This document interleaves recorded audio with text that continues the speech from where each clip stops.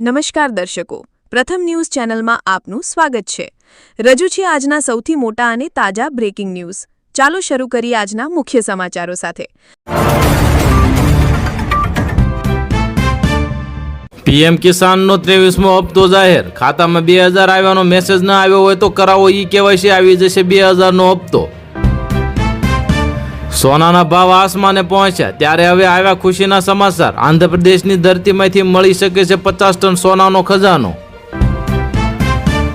બંગાળની ખાડીમાં ભારતીય નૌસેનાની શક્તિમાં વધારો। પ્રધાનમંત્રી મોદી આજે 3 સ્વદેશી યુદ્ધ જહાજો કરશે સમર્પિત। આકાશી આફત, 60 કિલોમીટરની ઝડપે પવન ફૂંકાશે। આગામી કલાકોમાં ગુજરાત સહિત 11 રાજ્યોમાં ભારે વરસાદની આશંકા। ખાતર અને બિયારણના ભાવમાં ગત વર્ષની સરખામણીએ અંદાજે 5 થી 10% લઈને 10% સુધીનો ધરખમ વધારો કરવામાં આવ્યો। એલપીજી ગ્રાહકો હવે સાવધાન, 30 જૂન પહેલા નહીં કરાવો ઈ-કેવાયસી તો અટકી જશે તમારી ગેસની સબસિડી। રશિયન ક્રૂડ ઓઇલ લઈને ભારત આવી રહેલા જહાજના ભારતીય કેપ્ટન ઝડપાયા। 10 વર્ષની સજાનો મોટો ખતરો। કેન્દ્રીય પેટ્રોલિયમ અને કુદરતી ગેસ મંત્રી હરદીપસિંહ પુરીએ સંકેત આપ્યો, પેટ્રોલ અને ડીઝલ ટૂંક સમયમાં જ સસ્તા થઈ જશે।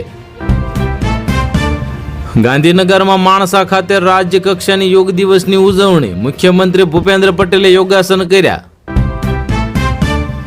10 લાખ લોકો સાથે કોલકાતામાં પ્રધાનમંત્રી મોદીનો યોગ અભ્યાસ। રેડ રોડ પર કાર્યક્રમનું આયોજન કરવામાં આવ્યું।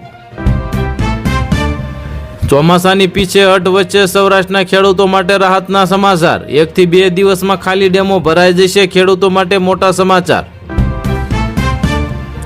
12મા આંતરરાષ્ટ્રીય યોગ દિવસની ભવ્ય ઉજવણી કરવામાં આવી। કેન્દ્રીય મંત્રી મનસુખ માંડવિયા અને અભિનેતા અક્ષય કુમારે કર્યો યોગ અભ્યાસ। ત્રીજી ઓડીઆઈમાં આવ્યું રોહિત શર્મા અને યશસ્વી જયસ્વાલનું તોફાન। બંને ખેલાડીઓએ તોડ્યા મોટા રેકોર્ડ। મમતા બેનર્જીની તૃણમૂલ કોંગ્રેસ અને ઉદ્ધવ જૂથમાં થઈ મોટી બગાવત। ભાજપના નેતાએ જણાવી ઇનસાઇડ સ્ટોરી। ટેટની મુક્તિની માંગ સાથે અમદાવાદમાં શિક્ષકોનો હલ્લાબોલ। કલેક્ટર કચેરી બહાર ધરણા પર બેઠા શિક્ષકો। બાંગ્લાદેશ સામે હાર બાદ પાકિસ્તાન સાથે નેધરલેન્ડની ટીમ પણ સેમીફાઇનલની રેસમાંથી થઈ ગઈ બહાર। એલપીજી પીએનજીના નવા નિયમો બાદ ગ્રાહકોમાં ગૂંચવણ। ગેસ સિલિન્ડર બુકિંગથી લઈને કનેક્શન સુધીના નિયમોમાં થયા મોટા ફેરફાર।